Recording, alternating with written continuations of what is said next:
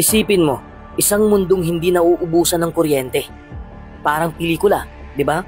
Pero ngayon, ginagawa na ito ng China. Kakasimula lang ng China ng isang napakalaking international na project para sa fusion energy. Ang tawag nila dito, Burning Plasma Science Program. At ang layunin, gumawa ng artificial sun na kayang lumikha ng malinis at halos walang hanggang enerhiya. Ang bagong makina nila, ang BESS Tokamak, target gumawa ng 20 hanggang 200 megawatts power. At hindi lang sila mag-isa sa paggawa nito.